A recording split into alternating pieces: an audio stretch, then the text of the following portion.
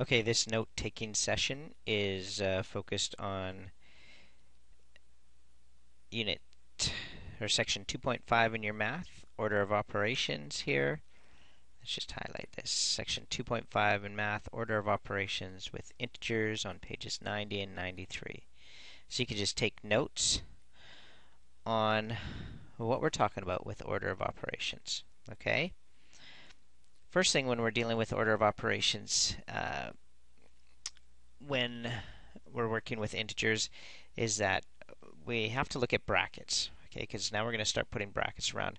And when I'm talking brackets, we denote an integer with the curvy brackets or parentheses.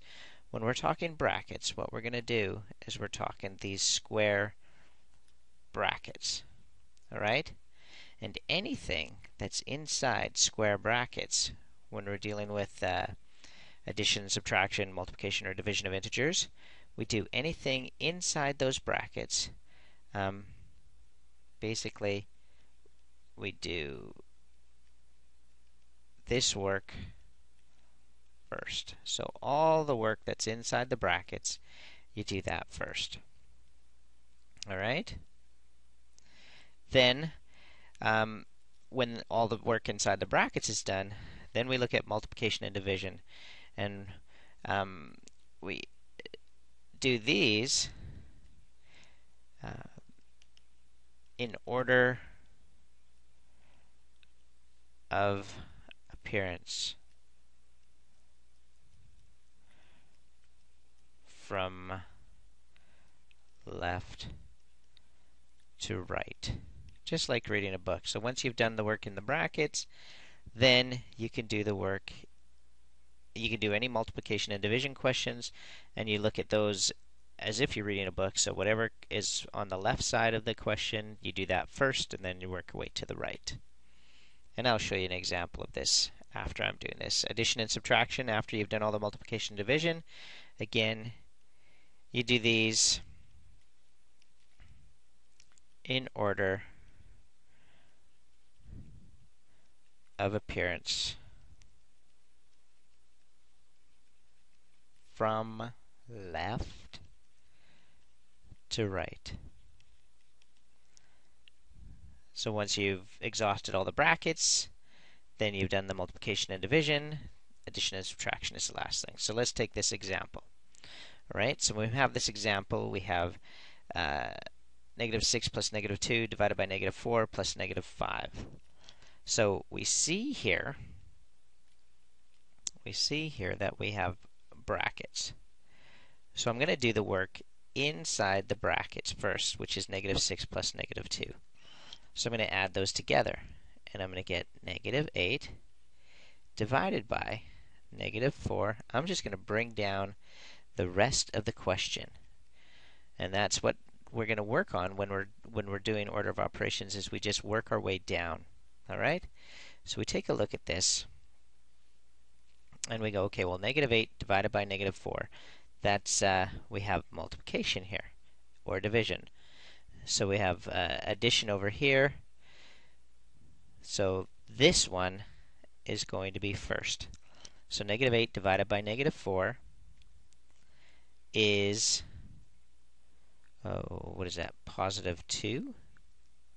Right, negative 8 divided by negative 4 is positive 2 plus negative 5.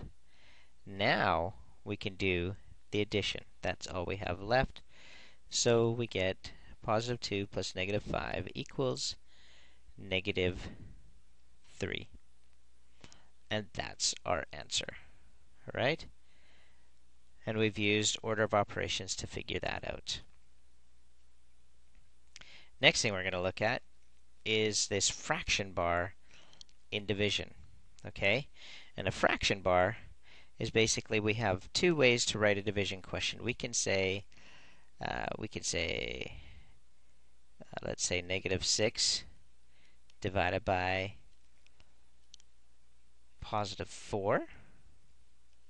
Right? So we can use this divided by symbol. Or we can use a fraction bar. We can say negative 6 divided by positive 4.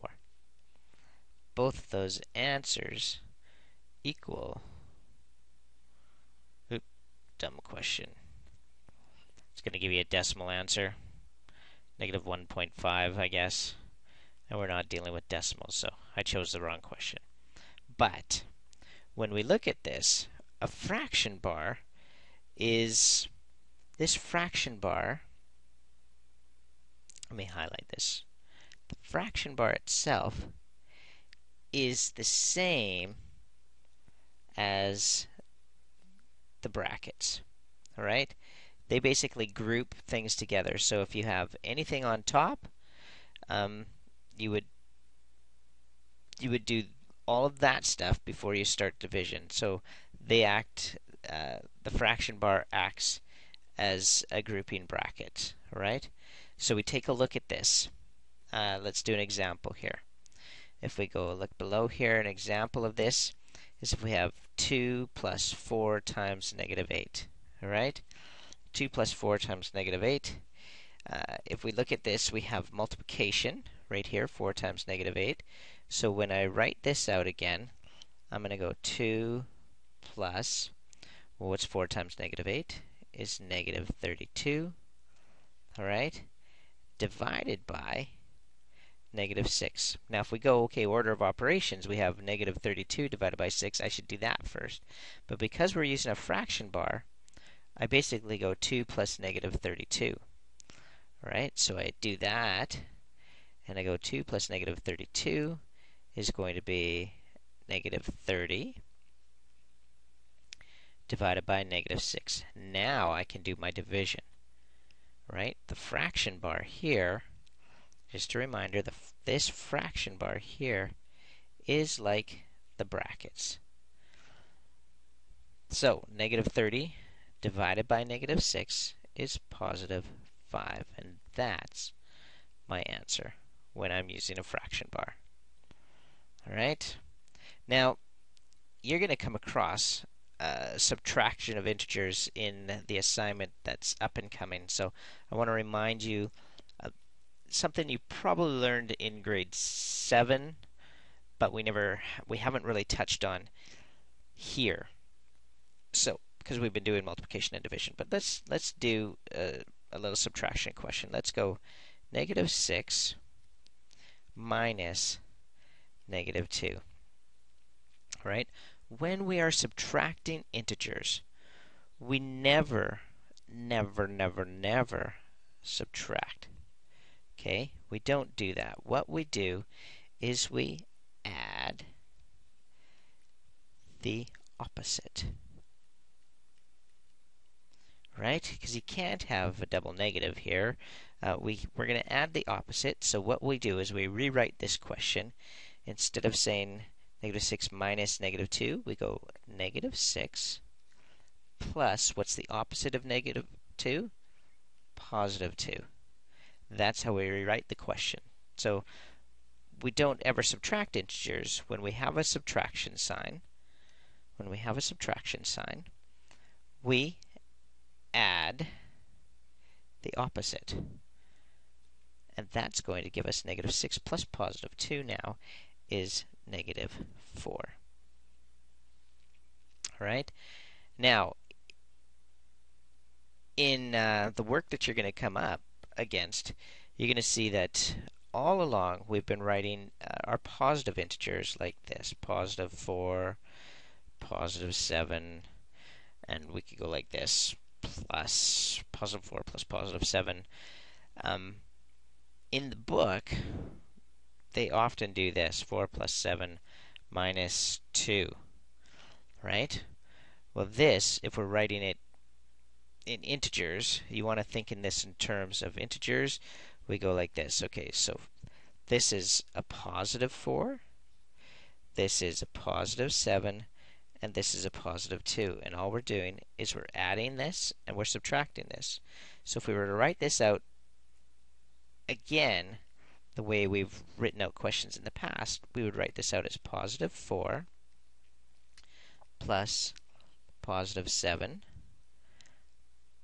minus positive 2, because they're all positive integers. And we want to think in terms of there's a distinct difference between the plus and minus signs and the integer signs. So, this question would simply be 4 plus 7 is 11. Okay, positive 11 minus positive 2. And remember, we don't subtract integers. We always add the opposite. So I'm going to rewrite this question. Positive 11 plus negative 2 equals, and then 11 plus a negative 2 is going to be positive 9. Okay? It's kind of tricky and confusing, but as long as you remember that the book right now, the book is often writing, I'll give you a question out of the book just as an example. 7 times 4 minus 5, and they want you to evaluate something like that. Well, then you're going to think in terms of these are all integers still. So we go 7 times 4 is 28 minus 5 is 23, I would think. Hopefully that's the right answer. If we were to look at this in terms of how we should write these integers, it's positive 7 times positive 4 minus positive 5. And we get positive 28 minus positive 5. And remember, we add, I'll just do this in a different color here, we add the opposite. So this becomes positive 28 plus negative 5, which gives us positive 23, all right? And so the book gives it all like this. And so far in math, we've been doing a lot of it like this. So just so you know that they give you the same answers, you just got to pay attention to that. All right? So that's the notes for this section. And then your assignments, you can choose Earth's orbit, right? Impulse speed, or warp speed. Just so you know, we're going to have a test coming up soon, and we'll talk about that in class.